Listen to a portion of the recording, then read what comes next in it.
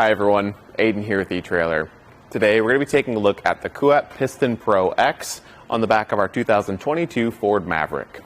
The Piston is a platform-style bike rack that holds the bike in these trays and by the tires. This is a dual wheel mount design, so you can see we've got these arms holding over the tires on both sides, making for zero frame contact.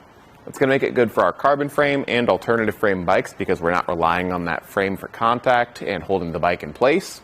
And then with a 67-pound weight capacity per bike, it's going to be able to handle some of our heavier e-bikes too.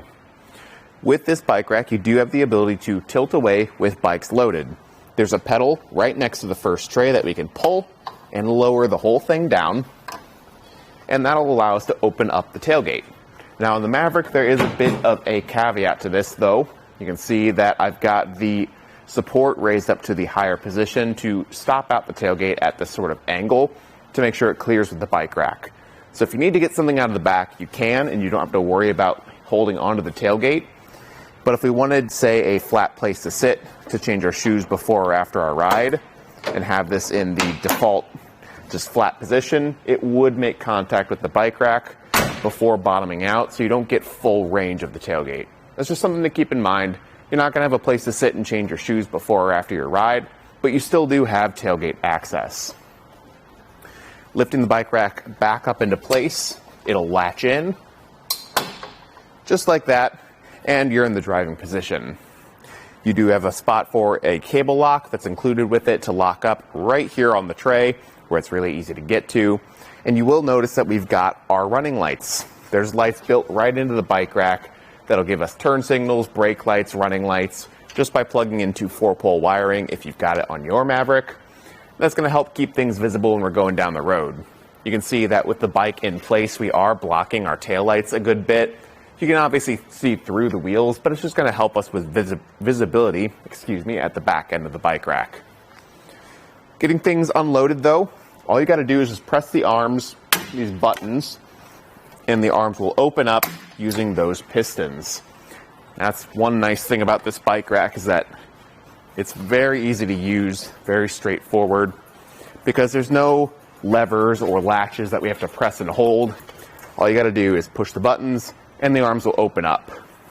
I do wish they opened up a little bit extra though, but that's no big deal because you can, if you need to, push them out a little bit more or all the way down to use a potential ramp attachment too.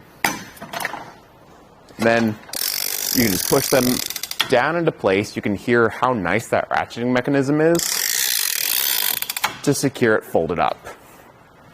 Before we get to folding it though, I do want to check out some measurements, starting with our ground clearance. At the back end, the lowest point's going to be a little under 25.5 inches, looking like 25.25. That is a really impressive ground clearance. There's a really good rise in the shank, so I don't think that's something we're going to have to worry about. It does add some distance to the back of the Maverick, coming in right at 26.5 inches, more like 27 if you're going to the end of the pistons right here. So that is going to add a little bit of length, but we can save some space by folding it up using the same pedal as before. And what that'll do is take up less room. So if we want to leave this in the hitch between rides, we can. And it'll only stick out 13 inches in this position here. So it is a lot more compact. And you can see that the lights are still very visible even with it folded up. I'd argue that it's even more visible now. So again, if you want to leave this in place, it's not going to be too obtrusive. I will say that whether it's folded up or flat with bikes loaded, it is going to block the backup camera though. Right under the Ford logos where our backup camera is, and the bike rack just so happens to block that.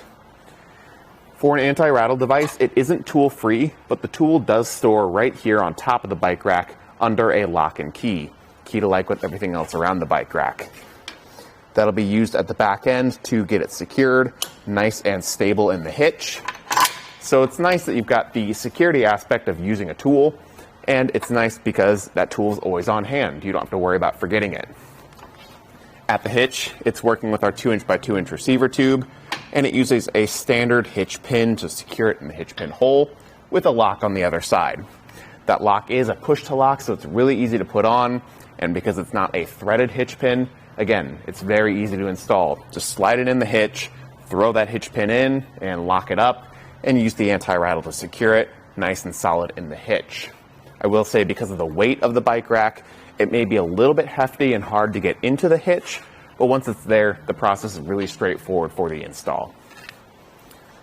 And if you're looking for something that's going to be really high-end, really easy to use, and easy to load up with those self-opening arms just at the press of a button, this is certainly the way to go. I think it's a pretty nice fit on the Ford Maverick. I wish it did have a little bit more range with the tilt to allow us to fully open our tailgate, but that's a pretty common issue with most of the bike racks we've tested on this truck. So I'd say overall, it's a nice fit. Thanks for watching.